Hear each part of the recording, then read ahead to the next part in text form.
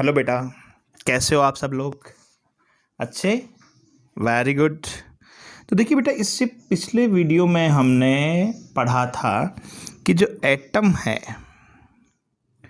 वो बेसिकली तीन पार्टिकल से मिलकर बना होता है, और वो तीनों पार्टिकल है इलेक्ट्रॉन,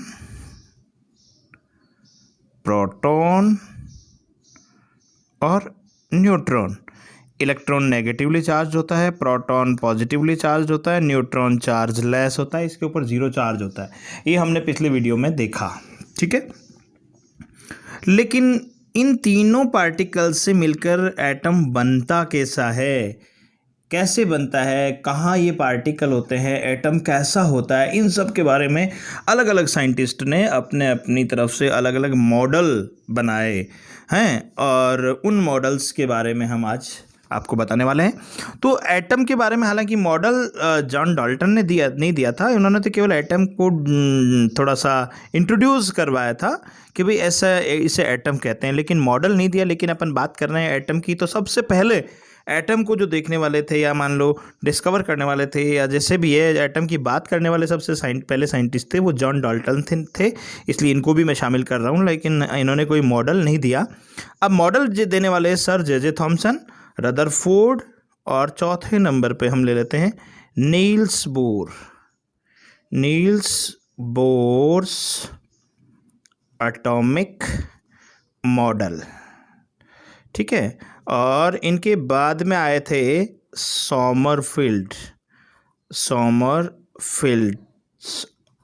एटॉमिक मॉडल, ठीक है।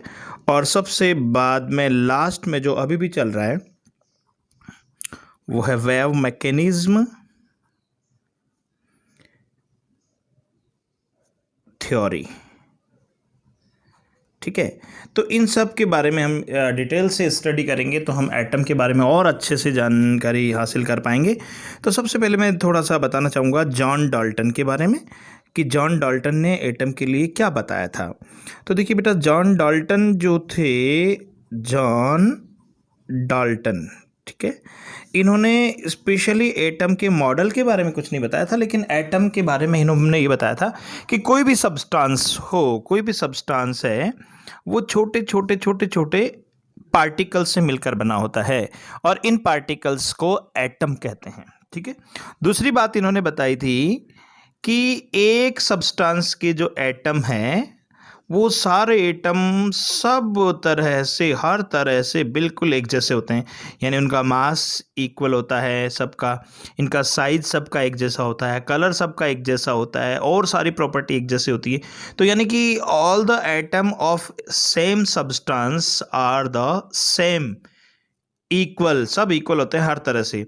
ये दूसरा सब्सटेंस है, इसके एटम भी आपस में हर तरह से एक जैसे होंगे, साइज जो है, डेंसिटी, मास, हर तरह से, वॉल्यूम, हर तरह से। तो ये सब एक जैसे, ये सब जैसे ये सब्सटेंस ए है, ये सब्सटेंस बी हैं, तो सब्सटेंस ए के सारे एटम एक जैसे होंगे, सब्सटेंस बी के सारे एटम एक जैसे होंगे, लेकिन ए और बी के एटम एक जैसे हो ये जरूरी नहीं, ठीक है। लेकिन ये जो जॉन डाल्टन का ये जो थ्योरी है वो आगे जाकर गलत साबित हुई। क्यों गलत साबित हुई? कि जैसे मान लीजिए इन्होंने बता दिया कि एक ही सब्सटेंस के सारे एटम एक जैसे होते हैं, जबकि सच्चाई ये है कि हाइड्रोजन के 2 तरह के एटम, 3 तरह के एटम निकले हैं, जिसको अपन आइसोटॉप्स बोलते हैं, प्रोटियम है, ड्यूटेरियम और ट्राइटियम। इसमें प्रोटॉन, न्यूट्रॉन, इसमें प्रोटॉन है 1, न्यूट्रॉन है 0, इसमें प्रोटॉन 1, इसमें न्यूट्रॉन 1, इसमें प्रोटॉन 1, इसमें न्यूट्रॉन 2। तो देखिए ये तीनों हाइड्रोजन के ही एटम हैं, इसमें प्रोटॉन सब में सेम है, ठीक है, मान लिया, लेकिन न्यूट्रॉन सब में अलग है। देखिए इसमें न्यूट्रॉन 0 है, इसमें न्यूट्रॉन 1 है, इसमें न्यूट्रॉन 2 हैं। तो कहने का मतलब नंबर ऑफ न्यूट्रॉन चेंज हो गए ना, इनको आइसोटॉप्स बोलते हैं, आइसोटॉप्स, यानी कि अब देखिए इन आइसोटॉप्स में इनके एटम में ये चेंज आ गया ना, तो यहाँ डाल्टन जो है थ्योरी वो गलत हो जाती है। चलिए ठीक है, फिर भी हम आगे चलते हैं। दूसरे नंबर पे जो साइंटिस्ट हुआ करते थे वो थे sir J Thompson. J Thomson, इन्होंने भी एटम के बारे में बताया था, लेकिन जब थॉमसन ने एटम के बारे में बताया था तब न्यूट्रॉन डिस्कवर नहीं हुए थे, तब केवल इलेक्ट्रॉन और प्रोटॉन ही डिस्कवर हुए थे। तो इन्होंने बताया था कि कोई भी एटम जो होता है वो बिल्कुल प्रोटॉन से मिलकर बना हुआ एक स्फेरिकल पार्ट होता है, स्फीयर होता है। देखिए प्रोटॉन पर चार्ज कौन सा होता है? प्लस। तो यानी कि according to sir J Thomson, जब प्रोटॉन से मिलकर बना हुआ है कोई एटम, तो वो सारा जो पार्ट है वो प्लस का होगा, यानी कि पॉजिटिव चार्ज्ड होगा। हैं, ये पॉजिटिव चार्ज्ड पार्ट है, ठीक है। तो ये पॉजिटिव चार्ज पार्ट टोटली प्रोटॉनों से मिलकर बना हुआ है। अब क्वेश्चन इज दिस, इसमें इलेक्ट्रॉन कहाँ है? इनमें according to sir J Thomson electron इनके बीच बीच में एम्बेडेड होते हैं, धंसे रहते हैं इस तरह से, ठीक है, इस तरह से एम्बेडेड रहते हैं। तो इस तरह से इन्होंने बताया कि ये होता है एटॉमिक मॉडल। तो according to sir J Thomson जो है atom is a positive charge sphere is made of protons and electrons are embedded between the protons, ठीक है। अब देखिए एक बात उन्होंने और बताई कि इसमें टोटल जो चार्ज, जो पॉजिटिव चार्ज होता है, पॉजिटिव चार्ज जो होता है वो टोटल नेगेटिव चार्ज के इक्वल होता है। नेगेटिव चार्ज है ना, टोटल जो पॉजिटिव चार्ज इक्वल होता है नेगेटिव चार्ज के, यानी कि ये जो टोटली एटम है वो न्यूट्रल होता है, ठीक है। तीसरी बात इसकी, यहाँ अगर अपन इंडियन किसी चीज़ से अगर कंपैरिजन करते हैं तो इसका कंपैरिजन कर सकते हैं अपन वाटरमेलन से, ठीक है। वाटरमेलन जो हम खाते हैं उनमें जो रेड पार्ट होता है उसको तो आप प्रोटॉन मान लीजिए, और जो बीच बीच में ब्लैक सीड्स होते हैं उनको आप इलेक्ट्रॉन मान लीजिए, है ना। ये प्रोटॉन, ये इलेक्ट्रॉन है। और अगर मान लीजिए हम यहाँ मोतीचूर के लड्डू से भी इसको कंपैरिजन कर सकते हैं कि मोतीचूर के जो दाने हैं लड्डू में उन्हें आप प्रोटॉन मान लीजिए, और जो बीच बीच में काले इलायची के दाने होते हैं उनको आप इलेक्ट्रॉन मान लीजिए। लेकिन सर जे थॉमसन ने इस मॉडल का नाम दिया plum pudding model. Plum pudding model, sir J Thompson ने इसका नाम रखा प्लम पुडिंग मॉडल। तो सर जे थॉमसन ने इसका नाम प्लम पुडिंग मॉडल क्यों रखा? क्योंकि उनके वहाँ जो मिठाई बनती थी एक विशेष प्रकार की, उस मिठाई का नाम होता था पुडिंग, ठीक है। और उस पुडिंग पर जो प्लम नामक जो है, प्लम ये फ्रूट्स हुआ करते थे जिनसे इनको डेकोरेट किया जाता था। तो इस वजह से इससे मिलता जुलता है ये मॉडल, इसलिए उन्होंने इसका नाम रख दिया प्लम पुडिंग मॉडल। अब हम बात करते हैं रदरफोर्ड के एटॉमिक मॉडल की। तो मैं आपको बताना चाहूँगा बेटा कि साइंस ये मानती है कि किसी भी स्टेटमेंट के लिए वो प्रूव मांगती है कि अगर आप कोई स्टेटमेंट देते हो तो उसको प्रूव करके बताइए एक्सपेरिमेंट से, तब उसको सही माना जाता है। तो अब तक जो साइंटिस्ट थे सब ने कोई एक्सपेरिमेंटली प्रूव नहीं दिया एटम के बारे में भी, एटम ऐसा होता है या ऐसा नहीं होता है। रदरफोर्ड पहले साइंटिस्ट थे जिन्होंने पहले एक्सपेरिमेंट किया, उसके बाद खुद सेटिस्फाई हुए कि भाई हाँ एटम ऐसा होता है, और उसके बाद उन्होंने जो पूरी दुनिया को बताया कि भाई ये एटम ऐसा होता है। तो देखिए रदरफोर्ड ने जो सबसे पहला एटम से रिलेटेड जो एक्सपेरिमेंट किया था उसको बोलते हैं स्कैटरिंग एक्सपेरिमेंट। Scattering experiment. तो देखिए रदरफोर्ड ने सबसे पहले जो एक्सपेरिमेंट किया था एटम से रिलेटेड उसका नाम है स्कैटरिंग एक्सपेरिमेंट। और स्कैटरिंग एक्सपेरिमेंट में रदरफोर्ड ने क्या किया था वो देखिए, मैं आपको ध्यान से समझाता हूँ। उन्होंने एक बहुत ही पतली, बहुत थिन, है ना, एक गोल्डन फॉइल ली। क्या ली? एक बहुत पतली गोल्डन फॉइल, गोल्डन फॉइल ले ली, ठीक है। और इसके ऊपर अल्फा पार्टिकल का बम्बार्डमेंट किया। ये अल्फ़ा पार्टिकल है और इसका बम्बार्डमेंट किया।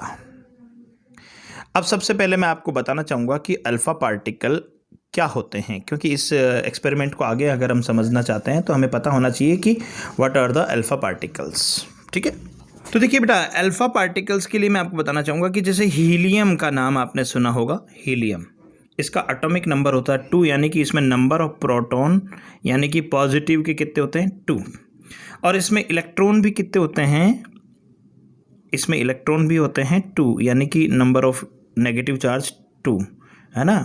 और तो इसमें टोटल जो चार्ज होता है वो होता है 0। अभी ये एटम है क्योंकि इसमें 2 प्रोटॉन है 2 न्यूट्रॉन है, सॉरी 2 प्रोटॉन है 2 इलेक्ट्रॉन है, और न्यूट्रॉन भी इसमें कितने होते हैं, न्यूट्रॉन ये भी 2 होते हैं। तो इसका चार्ज तो हो गया अभी 8%, चार्ज इज इक्वल्स टू 0, और मास जो है इसका मास होता है proton number plus neutron number, इन दोनों को प्लस करेंगे तो हो जाएगा 4, तो इसका मास हो जाएगा 4। अभी बात करते हैं हीलियम एटम की केवल। तो हीलियम एटम का एटॉमिक जो चार्ज तो होता है वो 0, क्योंकि अभी न्यूट्रल है और मास है 4। अब सपोज इसमें से 2 इलेक्ट्रॉन मैं रिमूव कर देता हूँ यानी हटा देता हूँ, तो अब प्रोटॉन कितने बच गए +2, इलेक्ट्रॉन कितने बच गए 0, तो इसके ऊपर चार्ज कितना रहा +2, क्योंकि जब 2 इलेक्ट्रॉन अगर इसमें से हटा देंगे तो यहाँ पे चार्ज आ जाएगा +2। अब इसको हम एटम नहीं कहेंगे बल्कि आयन कहेंगे, हीलियम का आयन है ना, आयन ऑफ हीलियम। ठीक है, तो इसी को +2 चार्ज वाले आयन को ही अल्फ़ा पार्टिकल भी कहते हैं, इसी को अल्फ़ा पार्टिकल भी कहते हैं। तो कहने का मतलब अल्फ़ा पार्टिकल पे जो चार्ज होता है वो तो होता है +2, और इसका जो मास होता है, मास में कोई डिफरेंट नहीं आया, देखिए वही 2 प्रोटॉन भी है 2 न्यूट्रॉन भी है, नहीं केवल हमने इलेक्ट्रॉन निकाले हैं, तो न्यूट्रॉन 2, तो टोटल मास कितना है 4। ठीक है, तो मास इसका हो जाएगा 4। ठीक है, मास इसका 4 ही रहेगा, मास में कोई चेंज नहीं आएगा। तो यह है अल्फ़ा पार्टिकल। तो अल्फ़ा पार्टिकल को अगर हम गोल्डन फॉइल पे बम्बार्ड करवाए जाते हैं, ये अल्फ़ा पार्टिकल सोर्स।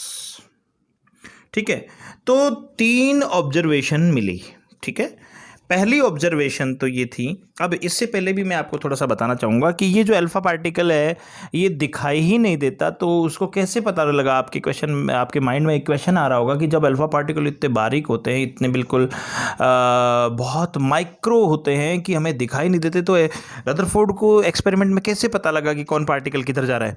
तो इसके लिए उन्होंने एक स्क्रीन का यूज़ किया। ये स्क्रीन थी उनके एक्सपेरिमेंट में, बिल्कुल पर्दे जैसी, जिसके ऊपर जिंक सल्फाइड से कोटेड थी। ये जिंक सल्फाइड की लेयर थी इसके ऊपर, ZnS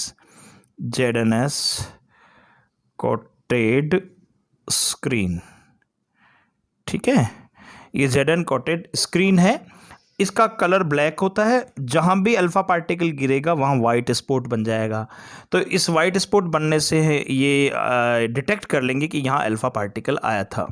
तो देखिए, जब अल्फ़ा पार्टिकल का बम्बार्डमेंट किया गया था इस गोल्डन फॉइल पर, तो मैक्सिमम जो स्पॉट यहाँ बिल्कुल सामने बने।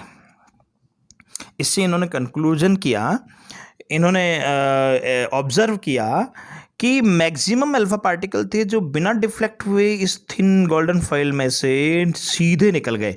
भाई यहाँ फॉइल स्पॉट तभी बनेंगे जब ये अल्फ़ा पार्टिकल सीधे आएंगे, है ना। तो पहला ऑब्जर्वेशन था कि maximum alpha particles passed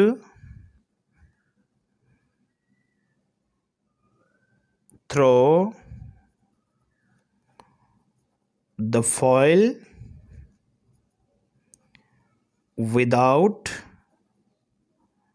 deflecting, है ना। मैक्सिमम अल्फा पार्टिकल जो थे वो अपने पाथ से बिना डिफ्लेक्ट हुए बिल्कुल स्ट्रेट सीधे निकल गए। ठीक है, अब इसका कंक्लूजन क्या निकाला वो बाद में बताऊंगा मैं। सेकंड ऑब्जर्वेशन थी इसकी, कुछ स्पॉट यहाँ भी बने। तो इससे उन्होंने ऑब्जर्व किया कि कुछ अल्फा पार्टिकल इधर भी गए, यानी कि अपने पाथ से डिफ्लेक्ट हो गए, है ना। तो सम अल्फा पार्टिकल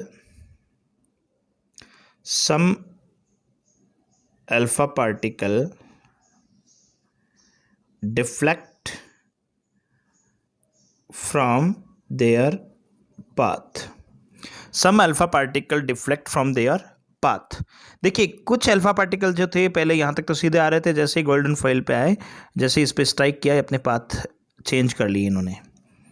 और बहुत कम 1 आउट ऑफ 20,000 अल्फा पार्टिकल जो थे ऐसे भी थे जो बाउंस बैक,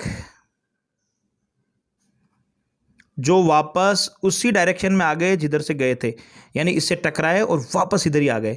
इनका कैसे पता लगा भाई, स्क्रीन तो इधर है, तो इन्होंने क्या किया, एक स्क्रीन इसके पीछे भी लगा दी ZNS की, तो इस पे भी एक दो स्पॉट दिखे। तो ये स्पॉट कहाँ से आए, हमने क्या किया कि अल्फा पार्टिकल सोर्स का डायरेक्शन इधर कर रखा है, तो यहाँ स्पॉट कहाँ से आ गए, तो ये अल्फा पार्टिकल जो थे यहाँ से स्ट्राइक होके बाउंस बैक यानी इधर आके इस पे आए, है ना। तो 3 ऑब्जर्वेशंस इन्होंने निकाली। पहली ऑब्जर्वेशन थी कि maximum alpha particle passed through the foil without deflecting. Maximum alpha particle बिना डिफ्लेक्ट हुए बिल्कुल सीधे निकल गए। कुछ alpha particle, some alpha particle deflect from their path. कुछ अल्फा पार्टिकल ऐसे थे जो अपने पाथ से डिफ्लेक्ट हो गए। 1 out of 20,000 alpha particle bounce back. 20,000 में से केवल एक अल्फा पार्टिकल ऐसा था जो वापस उसी डायरेक्शन में आ गया जिधर से गया था। ये तो बात हुई स्कैटरिंग एक्सपेरिमेंट की। तो इस एक्सपेरिमेंट से जो रदरफोर्ड ने एटॉमिक मॉडल का एक स्केलेटल बनाया, ठीक है, वो उन्होंने स्केलेटल क्या बनाया, एक पहले थीम तैयार की कि मे बी हो सकता है एटम इस तरह का हो, और वो इस एक्सपेरिमेंट के बेस पे कैसे, मैं अब आपको एक्सप्लेन करता हूँ। मान लीजिए ये गोल्डन फॉइल है, तो गोल्डन फॉइल ये वाली, इसमें सारे एटम एक जैसे होते हैं, बिल्कुल सेम टाइप होते हैं, ठीक है, ये सारे एटम एक जैसे हैं, ठीक है। हम एक एटम को यहाँ पर मानते हैं, सपोज ये एक एटम है according to Rutherford, here is the atom of golden foil, ठीक है। हम केवल एक एटम को अपन यहां पर गैस करते हैं, यह अल्फा पार्टिकल, ठीक है।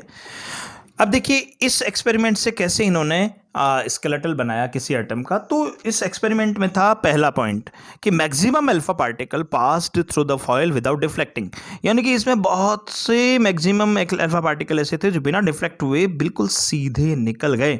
इससे उन्होंने कंक्लूजन निकाला कि मैक्सिमम अल्फा पार्टिकल जो है बिल्कुल विदाउट डिफ्लेक्टिंग सीधे निकल रहे हैं। ये देखिए ये सीधा निकल रहा है, ये देखिए ये सीधा निकल रहा है, इधर से ये भी सीधा निकल रहा है, ये भी सीधा निकल रहा है, ये भी सीधा निकल रहा है। देखिए तो मैक्सिमम अल्फा पार्टिकल बिना डिफ्लेक्शन के सीधे निकल रहे हैं।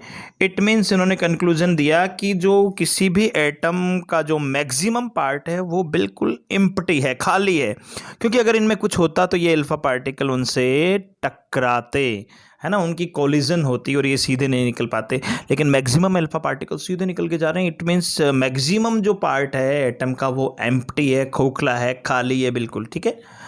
सेकेंड ऑब्जर्वेशन जो थी वो थी कि some alpha particle deflect from their path. देखिए बेटा कुछ अल्फा पार्टिकल ऐसे थे जो यहाँ तक तो सीधे आ रहे थे, यहाँ से जैसे ही स्ट्राइक हुआ ये इधर हो गया, ये भी इधर आ गए। तो कुछ अल्फा पार्टिकल अपने ओरिजिनल पाथ से डिफ्लेक्ट हो गए। तो ऐसा क्यों हुआ? तो देखिए अल्फा पार्टिकल पर अभी अभी हमने पढ़ा कि पॉजिटिव चार्ज है, वो यहाँ तक सीधे आ रहे हैं, ये भी यहाँ तक सीधा आ रहा है, कोई फर्क नहीं पड़ रहा है। लेकिन जैसे ही यहाँ आया ये यहाँ से दूर भाग गया, इधर जैसे ये यहाँ आया ये यहाँ से दूर भाग गया। तो ये पॉजिटिव चार्ज पार्टिकल है, ये भी पॉजिटिव चार्ज पार्टिकल है, और same charge always repel each other. हमेशा ध्यान रखो सेम चार्ज ऑलवेज एक दूसरे को रिपेल करते हैं। तो ये भी रिपेल हो रहा है, ये भी रिपेल हो रहा है, लेकिन हो किससे रहा है? इसका मतलब इसके सेंटर में कोई ना कोई पॉजिटिव पार्ट ज़रूर है, जिससे ये भी रिफ्लेक्ट हो रहा है और ये भी रिफ्लेक्ट हो रहा है, ये इसको रिफ्लेक्ट कर रहा है और ये इसको रिफ्लेक्ट कर रहा है ना। तो इस रिफ्लेक्शन के कारण ये जो कि अपने पाथ से डिफ्लेक्ट हो गए। इस पॉजिटिव जो पार्ट है इसको उन्होंने नाम दिया न्यूक्लियस है, न्यूक्लियस। तो अगर आपसे पूछ लिया जाए कि न्यूक्लियस को डिस्कवर करने वाले साइंटिस्ट कौन थे, तो आपका जवाब होना चाहिए सर रदरफोर्ड। रदरफोर्ड ने ही न्यूक्लियस को डिस्कवर किया था, ठीक है, और इस स्कैटरिंग एक्सपेरिमेंट से ही किया था, ठीक है। तो दो चीज़ हो गई कि maximum alpha particle passed through the foil without deflecting, में बहुत से अल्फा पार्टिकल थे जो बिना अपने पाथ से डिफ्लेक्ट हुए सीधे निकल रहे थे। इससे उन्होंने ऑब्जर्व किया, कंक्लूड किया कि मैक्सिमम जो part of the atom is vacant, ना, ब्लैंक, खाली है, और कुछ some alpha particle deflect from their path, some alpha particle अपने पाथ से डिफ्लेक्ट हो रहे हैं। इससे कंक्लूड किया उन्होंने कि there is a positive charge part at the centre of the atom which is called the nucleus, ठीक है। और तीसरा 1 out of 20,000 particle, alpha particle bounce back, बहुत कम, लगभग 1 आउट ऑफ 20,000, केवल 20,000 में से एक ही अल्फा पार्टिकल ऐसा था जो लौट कर वापस उसी डायरेक्शन में आ गया जिधर से गया था। तो इसका मतलब इसकी डायरेक्ट सीधी टक्कर हुई होगी इसके, है ना, जो सीधी टक्कर हुई वही वापस आएगा। तो इससे कंक्लूजन निकाला कि ये जो न्यूक्लियस है बहुत छोटा है। अगर ये बड़ा होता तो एक ही क्यों, कई पार्टिकल टकरा के आते। अगर ये बड़ा होता तो बहुत से पार्टिकल टकरा के आते, लेकिन 20,000 में से केवल एक पार्टिकल वापस आ रहा है। इट मीन्स ये जो न्यूक्लियस है बहुत छोटा है। तो देखिए, इस एक्सपेरिमेंट से जो स्केलेटल तैयार किया रदरफोर्ड ने एटम का, वो क्या था कि maximum part of the atom is vacant. दूसरी बात, there is a positive part is present at the centre of the atom which is called the nucleus, है, और इस न्यूक्लियस का जो साइज है वो बहुत बहुत बहुत बहुत छोटा होता है, ठीक है। तो ये तीन बातें इन्होंने बताकर एक स्केलेटल तैयार कर दिया बेटा एटम का। और अब देखिए इस स्केलेटल की बेस पे, इस एक्सपेरिमेंट के बेस पे रदरफोर्ड ने जो अपना मॉडल प्रेजेंट किया उसको बोलते हैं रदरफोर्ड्स एटॉमिक मॉडल। वो क्या है वो अब मैं आपको समझाता हूँ, ठीक है। तो लीजिए बेटा, अब हम बात करते हैं रदरफोर्ड के एटॉमिक मॉडल की। रदरफोर्ड्स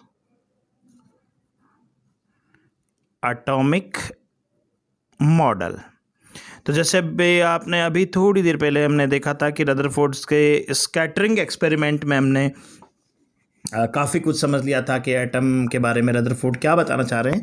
और अब डिटेल आपको बताने के लिए मैं बता दूं कि सबसे पहले रदरफोर्ड ने बताया कि किसी भी एटम के सेंटर में एक पॉजिटिव पार्ट होता है जिसको न्यूक्लियस कहते हैं, और ये पॉजिटिव पार्ट है, इसको न्यूक्लियस कहते हैं, और न्यूक्लियस में प्रोटॉन और न्यूट्रॉन होते हैं, ठीक है।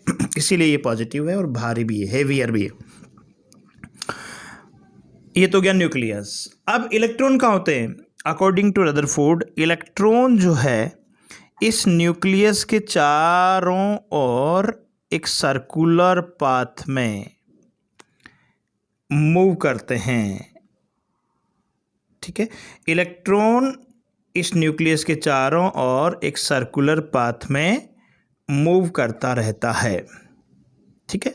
तो ये बातें इन्होंने बताया था कि किसी भी एटम के सेंटर में एक पॉजिटिवली चार्ज पार्ट होता है जिसको न्यूक्लियस कहते हैं। न्यूक्लियस में प्रोटॉन और न्यूट्रॉन होते हैं, और इलेक्ट्रॉन इस न्यूक्लियस के चारों ओर ये न्यूक्लियस तो देखिए, किसी भी एटम के सेंटर में एक पॉजिटिव पार्ट होता है जिसको न्यूक्लियस कहते हैं। न्यूक्लियस में प्रोटॉन और न्यूट्रॉन होते हैं, और इलेक्ट्रॉन इस न्यूक्लियस के चारों ओर एक सर्कुलर पाथ में मूव करता रहता है, ठीक है। एक बात तो उन्होंने ये बताई।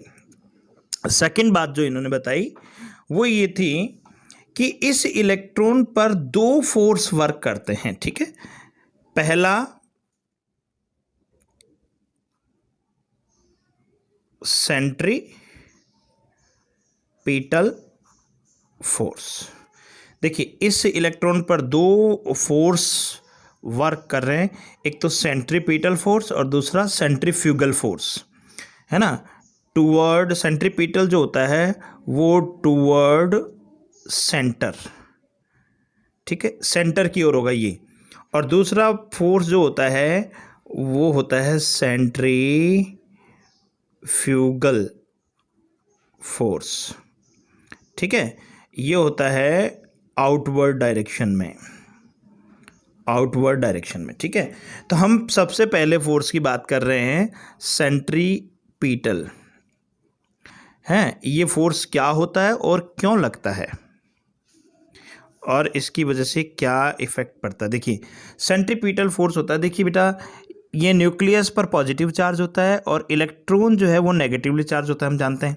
और पॉजिटिव चार्ज नेगेटिव चार्ज दोनों अपोजिट चार्ज हैं, इसलिए हमेशा एक दूसरे को अट्रैक्ट करते हैं। ठीक है, ये न्यूक्लियस हमेशा इस इलेक्ट्रॉन को अट्रैक्ट करेगा। तो ये एक तरह का force of electrostatic force of attraction है, इलेक्ट्रोस्टैटिक फोर्स ऑफ अट्रैक्शन। ठीक है, तो ये एक तरह का इलेक्ट्रोस्टैटिक फोर्स ऑफ अट्रैक्शन, ठीक है, होता है, जो कि इलेक्ट्रॉन पर लगता है और न्यूक्लियस की ओर से लगता है। फोर्स ऑफ अट्रैक्शन इसको बोलते हैं सेंट्रीफ्यूगल फोर्स।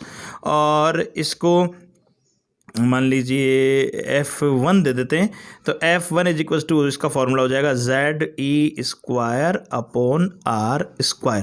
ये फॉर्मूला हो गया इसका, ZE²/r², जहाँ Z जो है वो एटॉमिक नंबर होता है, यानी कि number of proton in nucleus, और E charge on electron, electron पर चार्ज है, और R जो है वो होगी रेडियस। R जो है वो हो गई रेडियस। कूलम्ब्स लॉ क्या कहता है कि जो फोर्स लगता है डायरेक्टली प्रोपोर्शनल होता है Q1 Q2 के ना। देखिए, आपने अगर ध्यान दिया हो तो ये कूलम्ब लॉ है एक प्रकार का। अकॉर्डिंग टू कूलम्ब, अगर दो चार्ज है एक दूसरे को, Q1 Q2, ये दो चार्ज है, अपोजिट है तो अट्रैक्ट करेंगे, सेम है तो रिपेल करेंगे। तो इनका जो फोर्स ऑफ अट्रैक्शन होगा वो इन दोनों के चार्ज के मल्टीपल के डायरेक्टली प्रोपोर्शनल होगा। एक इक्वेशन तो ये हो गई। दूसरा, अगर इनके बीच की डिस्टेंस r है तो ये फोर्स जो है इनकी डिस्टेंस के r के इन्वर्स स्क्वायर के इन्वर्सली प्रोपोर्शनल होगा। तो इन दोनों इक्वेशन को अगर हम मिलाएंगे तो F is directly proportional to Q1 Q2/r² हो गया। डायरेक्टली प्रोपोर्शनल का सिंबल हटाते हैं तो कांस्टेंट लग जाएगा, F इज इक्वल टू, यहाँ पर Z लगा दिया इन्होंने कांस्टेंट, और Q की जगह E चार्ज कर दिया, और ये r²। ठीक है, ओके। तो देखिए, ये जो सेंट्रीपिटल फोर्स है वो एक तरह का इलेक्ट्रोस्टैटिक फोर्स है। अब जो दूसरा जो फोर्स हम लेते हैं वो है सेंट्रीफ्यूगल फोर्स। सेंट्रीफ्यूगल फोर्स, देखिए बेटा, सेंट्रीफ्यूगल फोर्स जो होता है वो क्या होता है। कोई भी ऑब्जेक्ट अगर एक सर्कुलर पाथ में मूव करता है तो उसमें आउटवर्ड डायरेक्शन में एक फोर्स लगता ही है। ये इलेक्ट्रॉन है, ये एक सर्कुलर पाथ में मूव कर रहा है तो इसमें आउटवर्ड डायरेक्शन में फोर्स लगेगा ही लगेगा। और ये जो फोर्स होता है सेंट्रीफ्यूगल फोर्स, वो उसके मास के डायरेक्टली प्रोपोर्शनल होता है, और V² है ना, यानी कि उसकी वेलोसिटी के स्क्वायर के डायरेक्टली प्रोपोर्शनल होगा। यानी कि कोई चीज़ जितनी ज़्यादा फास्ट मूव करेगी उस पर उतना ही आउटवर्ड डायरेक्शन में फोर्स लगेगा। इसका एग्जांपल मैं देता हूँ, बताऊँ आपको कि कोई भी सैटेलाइट अर्थ के चारों ओर जब मूव करता है तो उसको भी सेंट्रीफ्यूगल फोर्स मेंटेन करना पड़ता है। इसके अलावा आपके, जब इसका एग्जांपल दूं मैं आपको, कि एक धागे के एक एंड पर आप किसी स्टोन को बांध कर घुमाएंगे और ज़ोर से घुमाएंगे, जितना ज़्यादा घुमाएंगे उतना ज़्यादा आउटवर्ड डायरेक्शन में फोर्स लगेगा, है ना। तो उसको बोलते हैं सेंट्रीफ्यूगल फोर्स। कोई भी ऑब्जेक्ट अगर सर्कुलर पाथ में मूव करता है तो उसके ऊपर आउटवर्ड डायरेक्शन में एक फोर्स लगता है जिसको सेंट्रीफ्यूगल फोर्स कहते हैं। ये इलेक्ट्रॉन भी सर्कुलर पाथ में मूव कर रहा है, इस वजह से इस पे आउटवर्ड डायरेक्शन में एक फोर्स लगेगा। इस फोर्स को सेंट्रीफ्यूगल फोर्स कहते हैं। ठीक है, अब इसका फॉर्मूला हो जाएगा F2 = mv²/r, जहाँ F तो है सेंट्रीफ्यूगल फोर्स जो कि आउटवर्ड डायरेक्शन में लग रहा है, m इलेक्ट्रॉन का मास, v इसकी वेलोसिटी, और r द रेडियस, है ना। अब जो अकॉर्डिंग टू रदरफोर्ड, जब कोई भी इलेक्ट्रॉन न्यूक्लियस के चारों ओर मूव कर रहा है एक सर्कुलर पाथ में, तो ये दोनों फोर्स अपोजिट और इक्वल डायरेक्शन में होंगे तो ही ये अपने पाथ में मूव कर पाएगा। तो कहने का मतलब ये हो गया कि mv²/r mv² ये तो सेंट्रीफ्यूगल फोर्स हो गया है। दूसरा हो गया आपके Ze²/r², ये सेंट्रीफ्यूगल फोर्स और ये सेंट्रीपिटल फोर्स। तो कोई भी इलेक्ट्रॉन अपने पाथ में मूव तब तक करता रहेगा जबकि उसका सेंट्रीफ्यूगल फोर्स और सेंट्रीपिटल फोर्स दोनों इक्वल हों। देखिए बेटा, अभी हमने पढ़ा रदरफोर्ड्स का एटॉमिक मॉडल, उसमें 3 बातें क्लियर होती है, 3 केस होते हैं कि फर्स्ट, अगर centripetal force Ze²/r² is equals to mv²/r।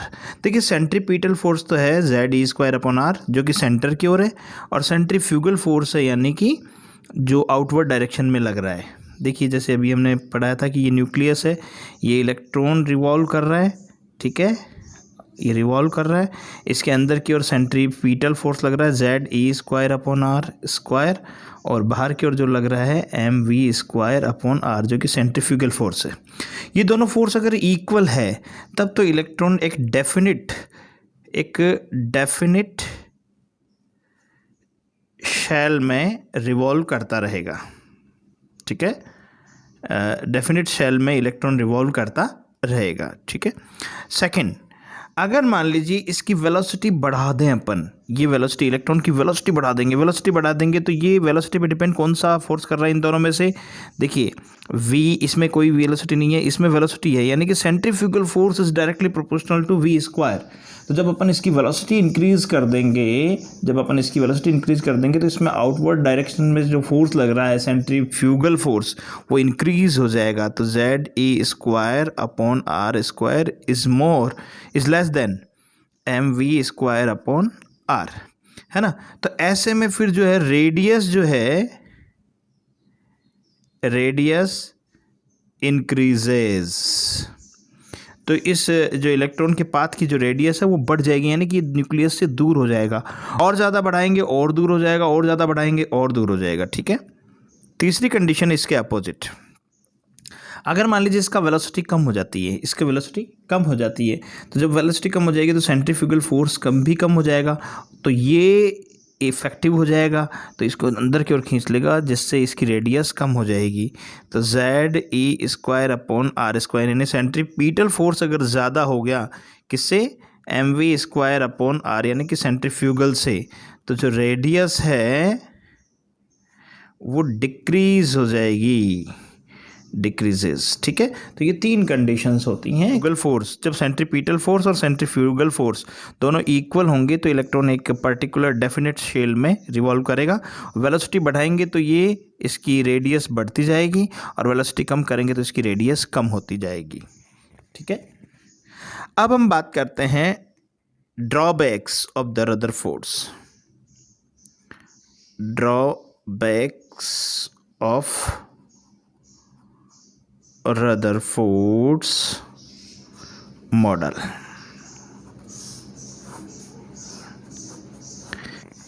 Rutherford एक पहले साइंटिस्ट थे जिन्होंने एक सफल जो है अपना एटॉमिक मॉडल दिया, और उनका एटॉमिक मॉडल का जो बेस है वो आज भी माना जाता है। तो काफ़ी हद तक इन्होंने सही बताया, लेकिन फिर भी इसमें कुछ ड्रॉबैक्स थे। वो ड्रॉबैक कौन कौन से थे वो मैं आपको बताता हूँ। सबसे पहला ड्रॉबैक तो ये था कि रदरफोर्ड ये कहते हैं कि ये जो इलेक्ट्रॉन है इस पर्टिकुलर शेल में रिवॉल्व करता है, ठीक है, ओके करता है, ठीक है। तो ये न्यूक्लियस के चारों ओर का जो फील्ड है, ये न्यूक्लियस के चारों ओर का फील्ड, ये इस इलेक्ट्रॉन के लिए एक तरह से मैग्नेटिक फील्ड है, ठीक है। ये इस इलेक्ट्रॉन के लिए मैग्नेटिक फील्ड है क्योंकि यहाँ तक ये अट्रैक्ट कर सकता है इसको, और करता भी है, नो डाउट, ठीक है। तो एक साइंटिस्ट हुआ करते थे क्लार्क मैक्सवेल ने बताया कि जब कोई चार्ज पार्टिकल, इलेक्ट्रॉन अपने आप में चार्ज पार्टिकल है, किसी मैग्नेटिक फील्ड में मूव कर रहा है, ये चार्ज पार्टिकल इसके मैग्नेटिक फील्ड में मूव कर रहा है, तो लगातार अपनी एनर्जी को लॉस करता है। तो इसकी लगातार इसकी एनर्जी में कमी होती जाती है, और जब एनर्जी इसकी लॉस होती जाएगी तो सीधी सी बात है इसकी वेलोसिटी क्या होती जाएगी, कम होती जाएगी।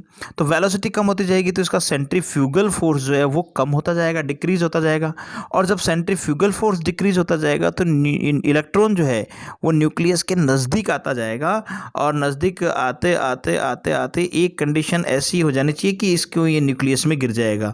तो ये इलेक्ट्रॉन है,